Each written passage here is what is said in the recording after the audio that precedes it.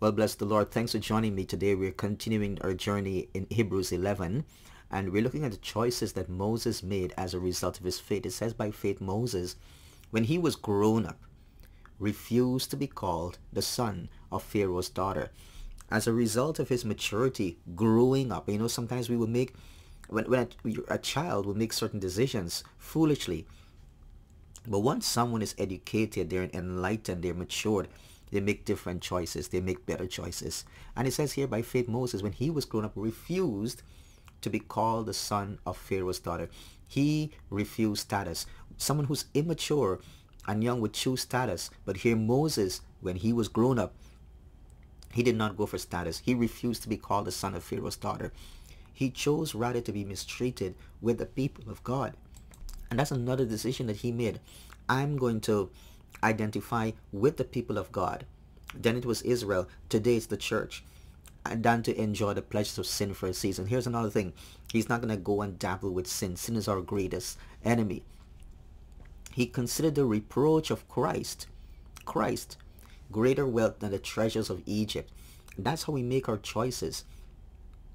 When someone is mature, when they've grown up, they're enlightened, you're smart, you make smarter choices, you make better choices. He considered the reproach of Christ greater wealth than the treasures of Egypt, for he was looking to the reward, and thank God he rewards. It says by faith he left Egypt. He left Egypt, not being afraid of the anger of the king of Pharaoh, for he endured as seeing him who is invisible. Moses chose to go on a different journey. Moses chose to follow the invisible hand of God, the God whom you and I, we do not see. But in our hearts, he's calling us. In our hearts, he's leading us. In our hearts, he is guiding us. By faith, he left Egypt. We've got to decide to leave the world behind and look to Jesus, the author and finisher of our faith. Not being afraid of the anger of the king, not be afraid of anyone and their anger, how upset. Our decision for God, our decision for Christ makes anyone. We're not accountable to them, we're accountable to God. He endured as seeing him who is invisible.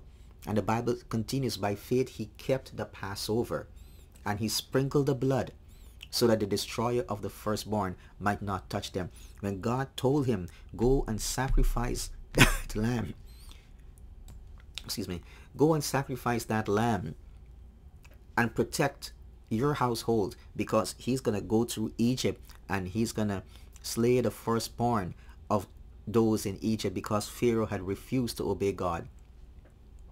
Moses obeyed the Lord. He kept the Passover so that the destroyer of the firstborn might not touch them. So he made all of these choices because of his faith. So faith causes us to make certain decisions, to make certain choices. And so my question to you today is, what is your faith leading you to do?